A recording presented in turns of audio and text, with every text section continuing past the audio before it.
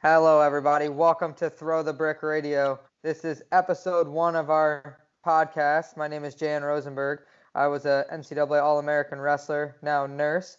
I have a co-host with me, Logan My Sears. name is Logan Sears. I'm a wrestler at the University of Dubuque, and I'm a senior right now. Kind of the main part of our podcast is we're going to interview guys, learn a little bit more about what happened to them during their college wrestling careers or high school wrestling careers and what they have done now past that, and what advice they could give to other people to be successful. Our first guest today is a guy that's really important to both of us, Garrett Kelson. Garrett was a wrestler at Coe College from 2013 to 2017. He is an athletic trainer at Peoria Central High School, and he's an MMA fighter. Also a strength and conditioning major, strength and conditioning guru to me. So let's welcome Garrett. Hey, happy to be here, guys. We're happy to have you. We'll start with just like a pretty basic question, but when did you start wrestling? What got you into wrestling? And then just kind of start from there. Okay. So how did I start wrestling? My next door neighbor, Brooke Cassabaum, who I think both of you have actually met. Incredible kid, incredible hard worker. I think it was 2008. So it was in between our seventh and eighth grade year of school. And he has me come over. He's got this trampoline at his house. And he was trying to show me all these wrestling moves that he learned. It was his first year, seventh grade, and it went really well for him. He loved it. But I'm thinking this little, scrawny kid isn't going to be able to, actually use this stuff. And he put me on my back and he held me there and I couldn't get off. And I was so frustrated and confused and like, what the heck just happened? This kid, I weighed him probably 70 pounds. And I had never heard of, collegiate or high school wrestling ever. And he says, yeah, you should really, come out for the team and give it a try. So that next year, going into eighth grade year, I ended up, trying out for the team and ended up making it. And it was one of the best decisions I ever made in my whole life.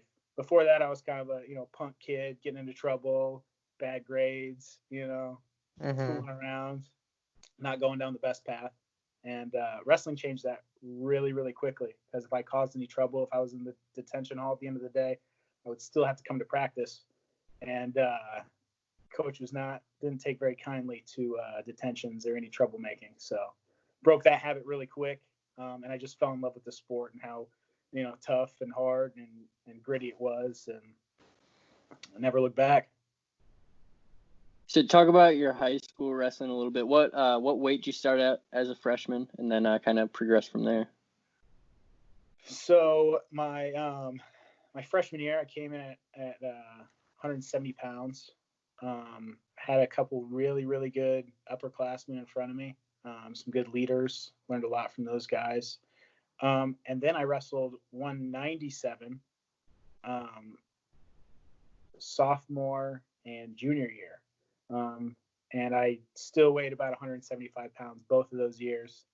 Coach had me kind of wrestle up and, small school, 1A Illinois, you could kind of get away with being a little smaller and getting in there and mixing it up with the big guys. But then my senior year, that's when everything kind of happened for me. I wrestled 182, more my actual weight, was a state qualifier, placed fifth in 1A at 182 pounds. And yeah, I don't really have that many accolades as a high school wrestler, but it was a great time and a great time for growth and just developing as a wrestler and a person, and where I really solidified that this is something that I wanted to do in college and while I was going to school, something beyond high school. Yeah, I think that's just kind of being pretty coachable, right? What do you think was like your main attribute that kind of continued to solidified that you wanted to continue in college, and like how did you lead to that path to get to Coe College? So I think a big turning point was my sophomore year. I started training in the off season at an actual club, not just going to these off season tournaments with TJ Williams, who's a pretty well known name around the University of Iowa campus. He really opened my eyes to what was possible if I really, buckled down and put all the distractions aside, what I could achieve.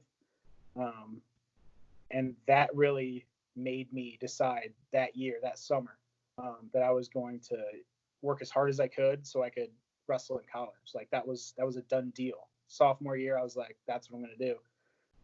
And the Coe College thing actually came about from a teammate of Jan and I's and one of my really good friends, Michael Rathman.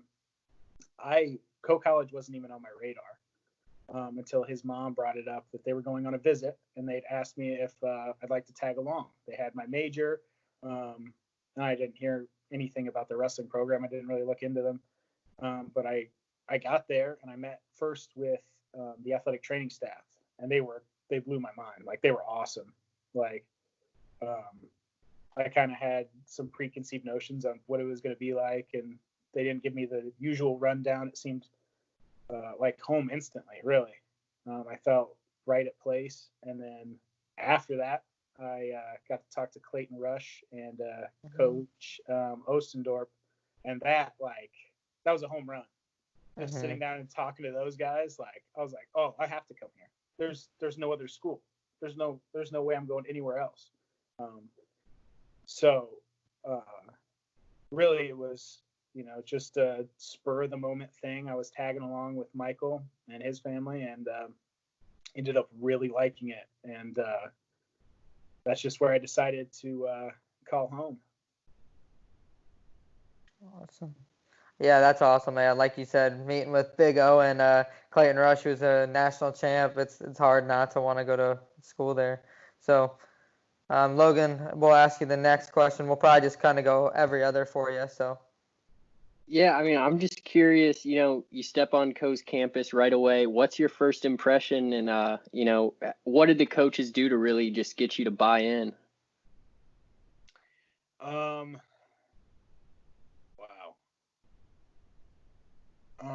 The memory that really sticks out to me is the first long run we had. So it was like 7:00 at night. Like it was dark out. And we all huddle up outside the field house, and all the captains are together. They're like, we're going to run to the hill and back. I was like, I've never been to Cedar Rapids before. I don't know where the heck this hill is. So we end up just going. We end up trucking along. And I realized, even the bigger guys are like pulling ahead of me. And I'm like used to running distance, like smoking people. And, these guys are just huffing it past me. And I was like, how is this even possible? And it was just the level of toughness that I saw. Like these guys who, probably, I don't know, outweighed me by 20, 30 pounds. And they looked like freaking Arnold Schwarzenegger were just like hoofing past me. Guys like Donnie Horner and Ryan Sheldon were just like booking it past me. And I was like, how is this even possible? I'm this skinny little kid from Illinois. I should be able to freaking outrun these guys, And just how tough the room was. There wasn't much that the coaches really had to do. It was just the way that the upperclassmen carried themselves. You kind of just felt the culture and how tough these guys were. So my next question for you is kind of just like moving into that wrestling career. Can you kind of explain to us what it was like, maybe your first 2 years, maybe like being behind All-Americans, not being a like utility starter guy, but being a huge role for those guys. So you were the main training partner for most of these All-Americans, and I remember them kind of like seeking you out to work out. Can you kind of explain what it was like to be in that role, or what your mindset was to help these guys get on the podium, like Ethan Ball, and I remember you were trained with Donnie Horner and those guys and Sheldon. So Yeah, I would attribute that to just being a sponge. That those first 2 years, I tried to emulate all of the positive attributes of all the successful wrestlers around me. So whether it was doing a 15-minute go, and no matter how many times I would get taken down, I would pop right back up to my feet and just not lay down, not stop, not sit, because fighting to get to your feet was a much easier option than laying there and have a slow death by some of these, like you said, all Americans in the room. But just being a sponge and picking up on those little things that those really successful wrestlers were doing in the room, and just watching how they carried themselves, how they drilled, how they warmed up, their focus, just picking up on those little things, and then like implementing them in my own way. Yeah, it sounds like you took a lot from the upperclassmen, especially your freshman, sophomore year. As you became that upperclassman, what did you try to do, so that what you could show the younger guys kind of how it goes? I've always been a big believer in leading by example. So maybe those younger guys that that they're just having a tough week. You see them get a little beat up in some of those tougher practices. That you kind of pull them aside at the end of a practice, and kind of let them know that this is part of it. It's there's a learning curve, and everyone takes their lumps, and you can't let that build into a negative energy. You have to find the positive things and the things to work on, the things you can keep hammering on, and eventually it's going to turn in your favor if you just keep working towards it. And also, showing those guys that just going to practice on the regular and just showing up that's not going to cut it. Inviting guys to hit an extra run before the lift, or just getting extra work in the room when you've got a 2-hour break in between classes. Just little things like that that are just building blocks to becoming successful at a high level. Yeah, and kind of just piggybacking off of what you just said. So you're a freshman, you're wrestling with guys like Ethan Ball, Donnie Horner. I know Donnie, he's a pretty good wrestler. I can't imagine you were scoring a lot of points in the room. What were you doing after practice or, in the locker room to just stay motivated to come back the next day, even if you're, getting your butt kicked a little bit? Well,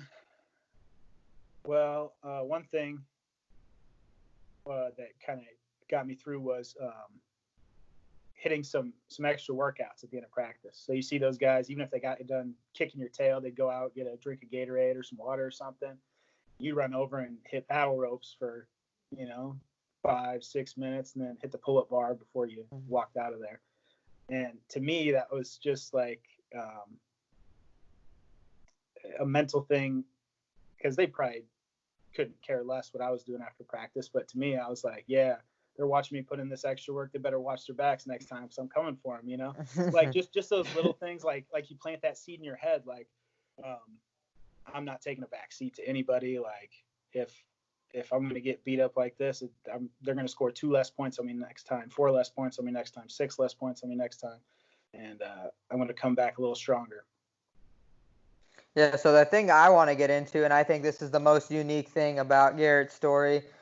Without Garrett, for me, I never would have been an All-American. He held me very accountable. He was one of the best team players and super coachable.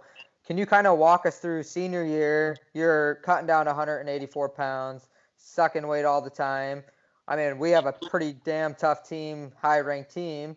We go to Vegas, our heavyweight tears his ACL, and now we don't have a heavyweight. And we're kind of trying to figure out what to do, and you jumped up and decided, I'm going to wrestle heavyweight. Can you kind of like walk us through how that decision was made, why you decided just to be so unique for us and do that, and what that led to like later in life? Can you explain that to us, like the mindset wise behind it as well? Yeah, so that was the first year I had ever like gone home early for Christmas break because you guys flew out to Vegas, Desert Duels, putting in some work against some tough teams. And then I heard about what happened, and I was super bummed because, one of my teammates went down, got injured. Then a couple days go by, and then I get a text kind of explaining the situation and how I was one of the kids they were looking at to maybe bump up to heavyweight. And we had national duels coming up, which is a pretty big deal for us. We get pretty geared up and we get, ready to scrap with that because we want to get on that in that place round and, be one of the top teams in the country.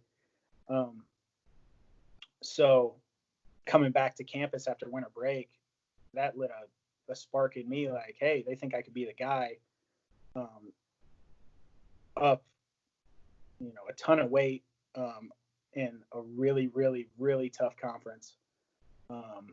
So that kind of changed my mindset a little bit to where not only, hey, I can have a little bit more cookies and, a couple extra plates at Christmas, which is nice. That was nice on the mindset.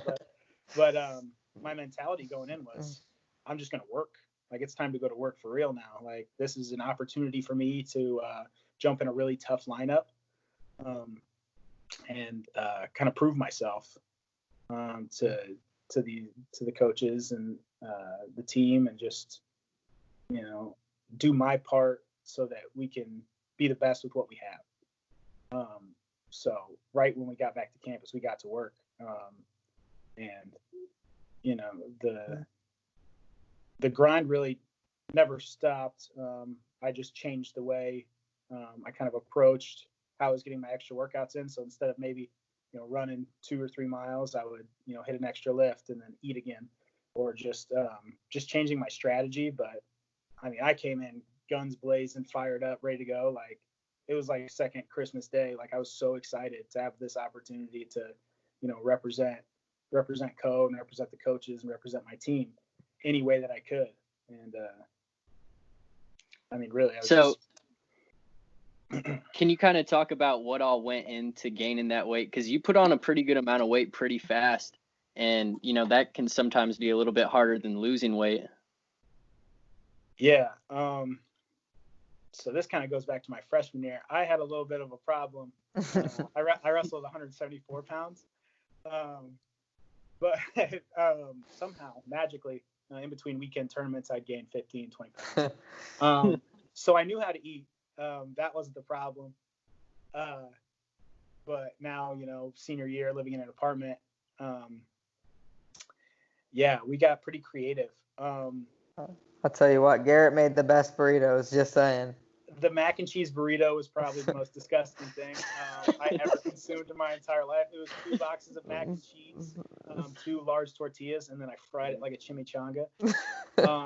And, it probably wasn't the best decision in hindsight. Some of the things that I ate probably weren't the healthiest to get those calories in, but they were calories nonetheless. And it helped me kind of, pack on the pounds to where I was at least, over 200.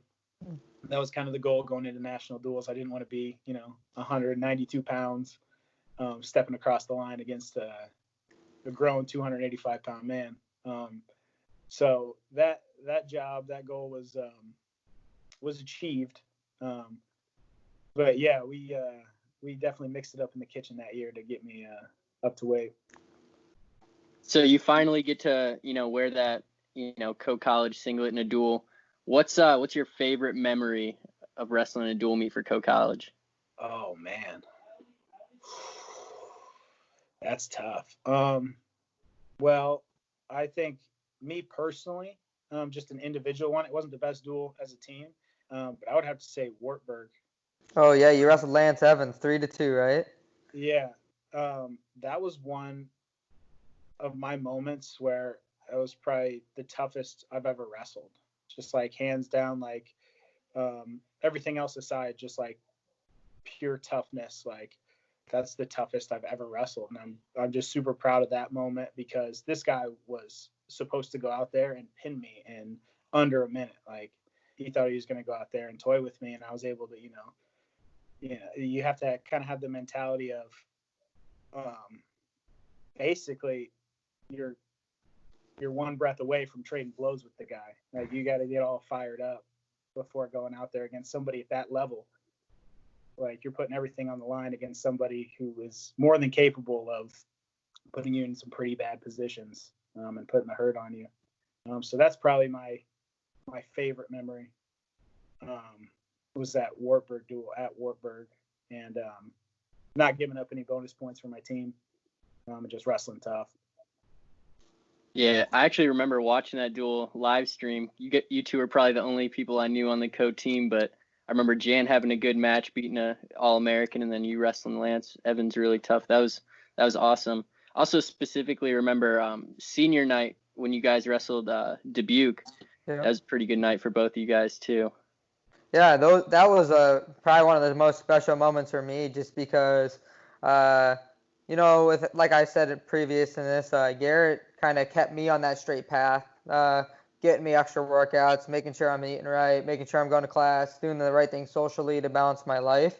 And we got Drew on that night. So what happens in college wrestling, for the people that are listening, sometimes you don't start at the first weight and you can start randomly. So that means that I wrestled right after Garrett for the first time and probably last time ever in our careers. So that was a exhilarating moment for me, watching my best friend go out there and win and then getting to wrestle right after him. So kind of the big thing too with this podcast is, so now we're going to talk about a little bit past college wrestling.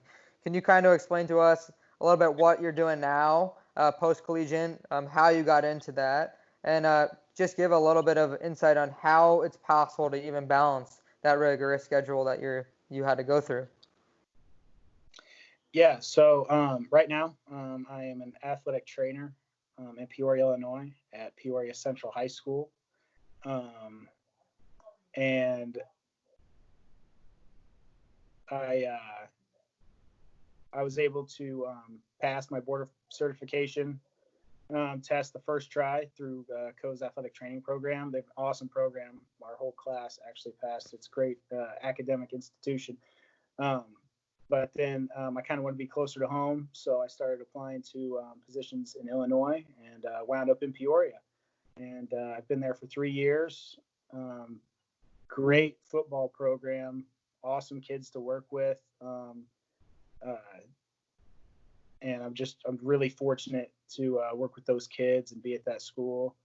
I've learned a lot, and definitely an experience. But yeah, like you said, I mean, you were a nursing major with all your clinical rotations. They've got you busy, even if you weren't doing a sport or any extracurriculars. If you just studied all the time, you'd be busy. And I think the focus of wrestling actually kind of helped get through the rigorous coursework that was involved in athletic training. And also a big lesson that you learn is if you want to make it work, you can make it work. Because I had to be out at soccer practices or helping with football or the numerous other sports I had to work. And I would work around my practice schedule, and then I would still have to, go to the library and study when I could, or just get it in whenever you could, because, like you said, that balance, it's tough, but it's not impossible.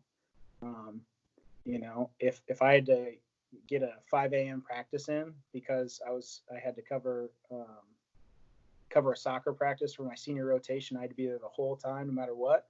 I would get it in. I would, call Ethan Ball, or I would get a hold of O, or any one of those guys, and they were more than willing to, get up and put in some work early in the morning before, most kids are even up. So just finding different ways to make it work. I mean, you can make anything happen, especially when it comes to balancing, schoolwork and wrestling. Yeah, just feeding off that, I think that's kind of another thing I loved about the Division III wrestling is you have the opportunity to not only pursue wrestling, but you can kind of pick an academic schedule of whatever you want.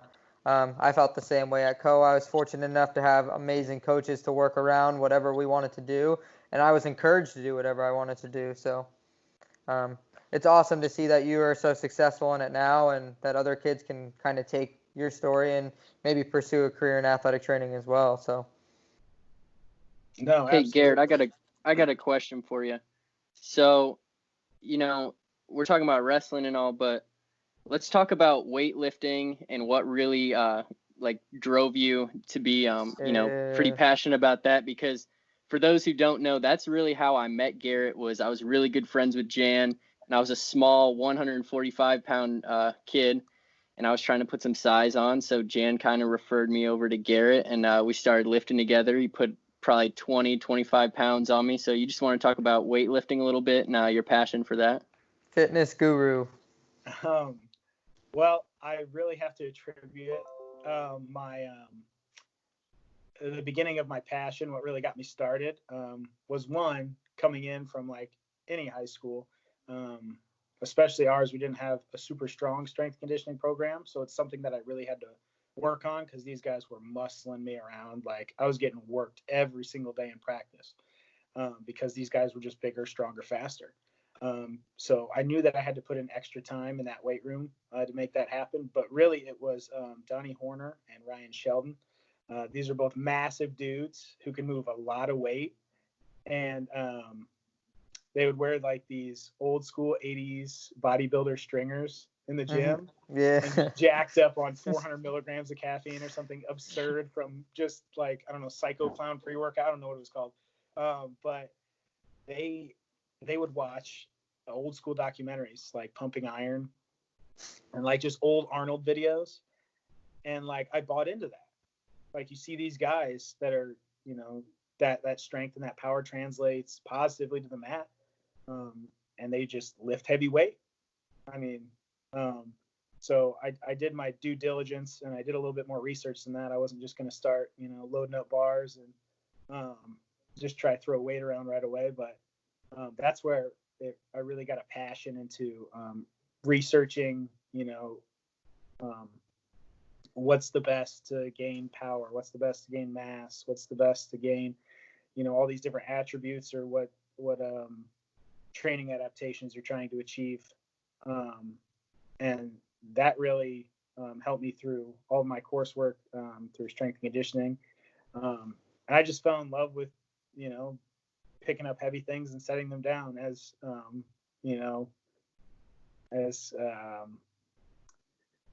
like that basic need to just pick something up and put it down.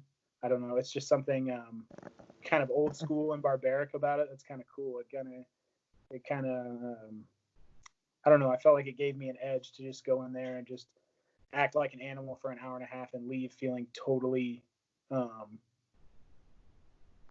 don't know, just a big release. I always felt relief and peace walking out of the weight room after a really hard lift, a really heavy lift.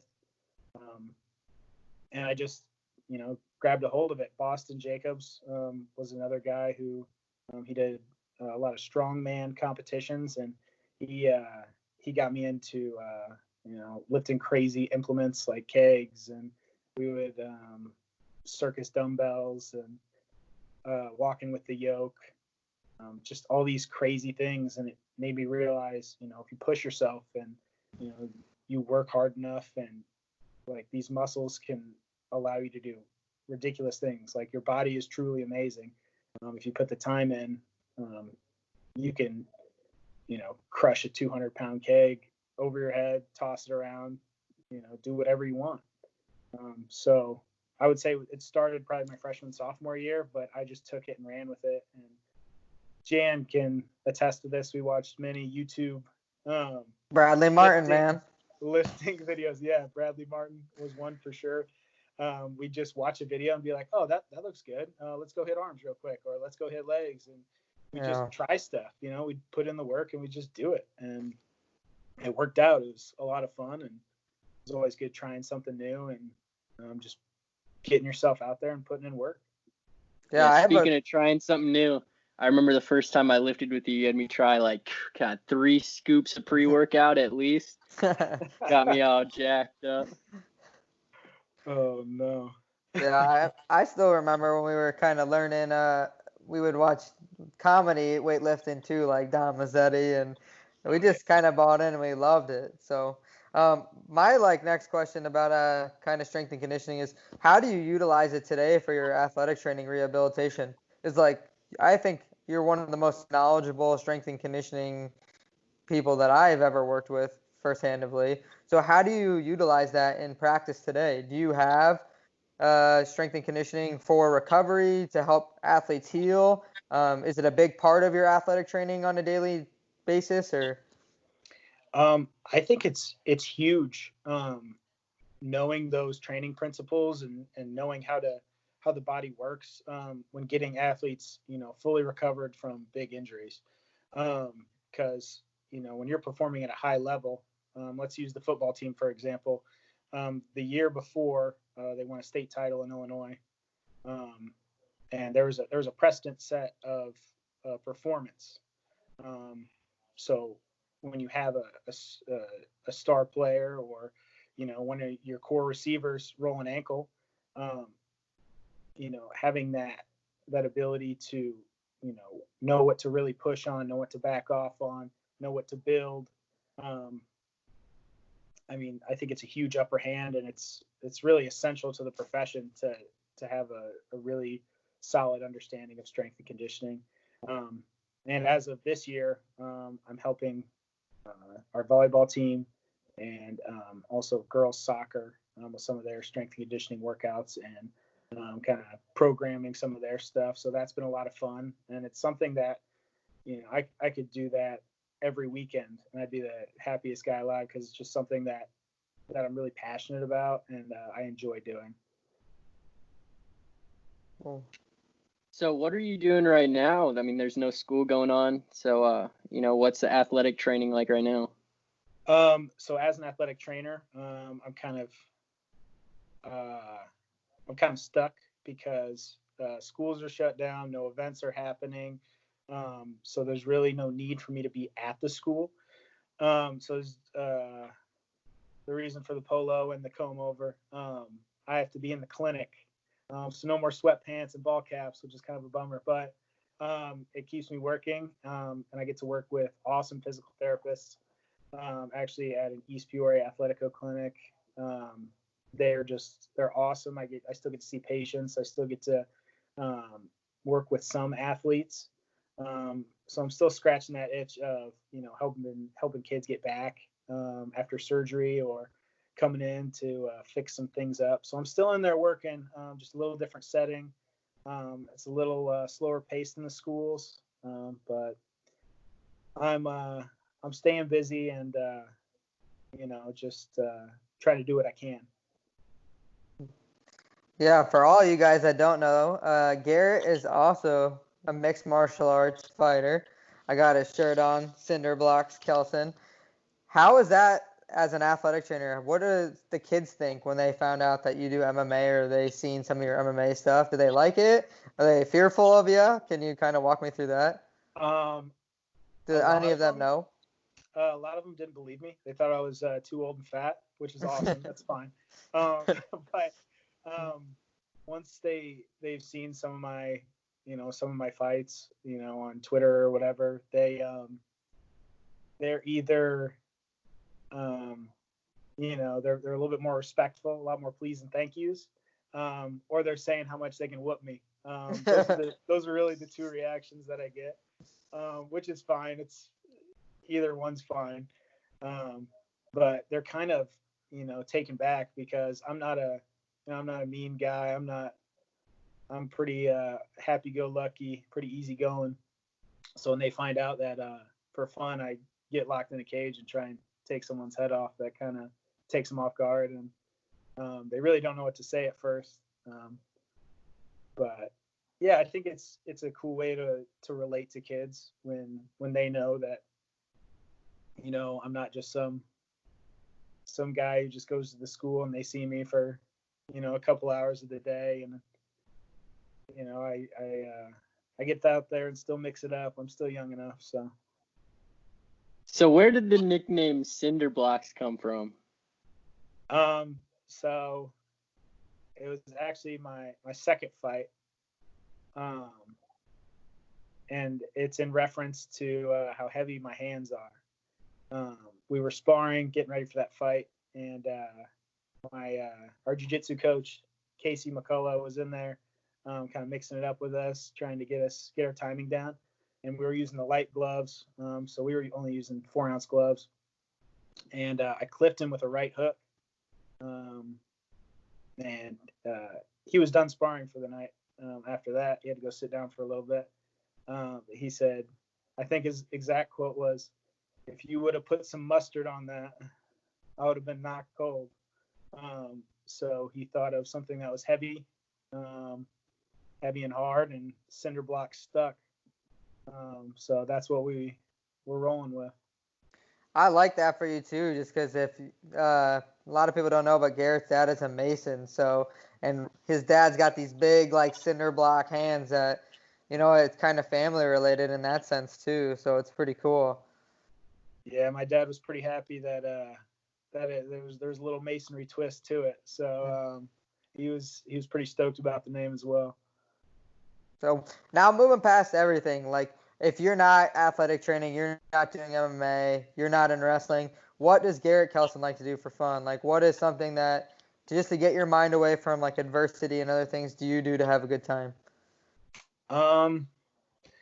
Me and my buddy like to go out, drop us off in the middle of the woods, and do some hunting. We're actually packing up for a big trip this weekend to Missouri to chase some big toms, hopefully, and get on some birds. And I just like being outside, and had a lot of firsts this year in the hunting realm. My first deer.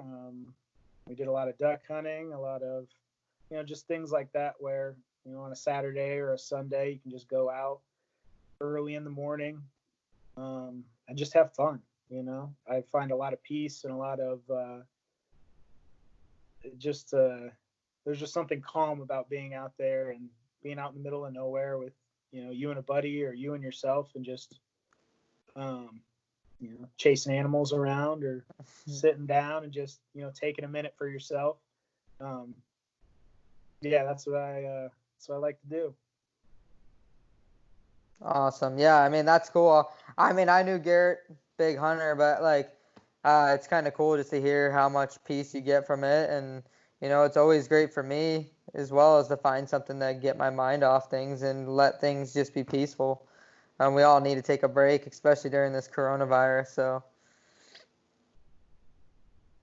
kind of my last question for you, and then I'll have Logan ask whatever he wants, is what did you do, or what things do you do currently just to help get through adversity? So like right now is the coronavirus, COVID-19. A lot of people are having tough times in adversity. What advice do you have for those people, or what do you do to kind of just get through some of these tougher times?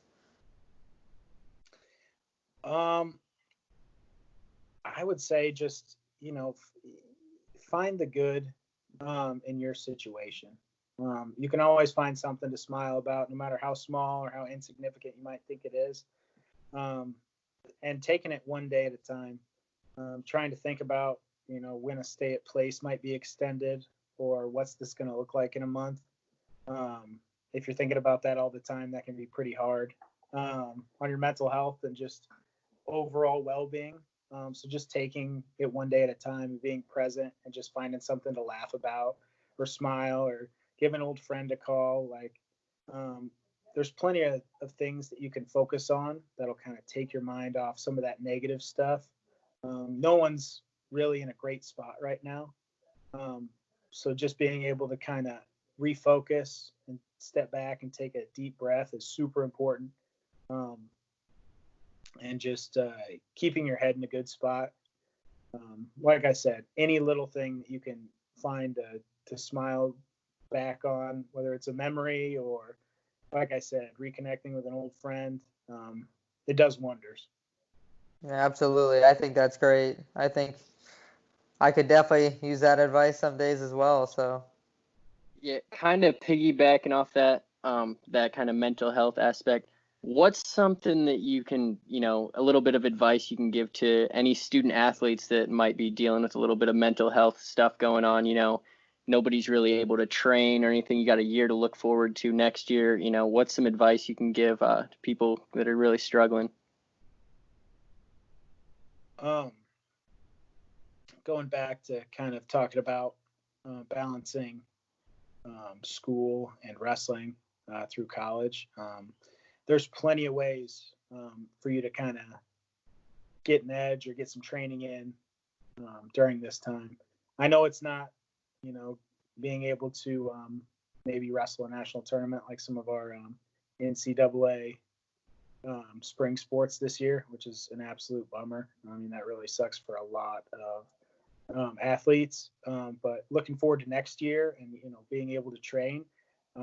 It still starts now. This is a great time to refocus your mind and a great time to kind of reflect and meditate and just totally rewrite your goals and rekindle a focus so that, when all this is done and school is back on track and things are ready to go and we're able to train again and go to practices and all the regular day-to-day activities that you've been thinking about it, this whole time and you're ready to go.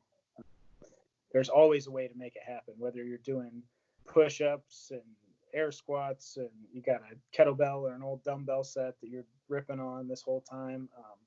It's a good time to kind of just get in what you can and just mentally prepare for what's coming. Awesome. yeah, I mean, I think this was awesome. I think you gave everyone a lot of insight. Even for me, a guy who I've known for years, still learning from you, man. So I appreciate all of that. So I appreciate you being our first guest ever, and it was an honor to interview you. So yeah man, thanks. I can't thank you enough for coming on, man. It was a pleasure and an honor. Can't wait to see more episodes from you guys for sure. Absolutely. Awesome. Thanks, Garrett. Thank you guys.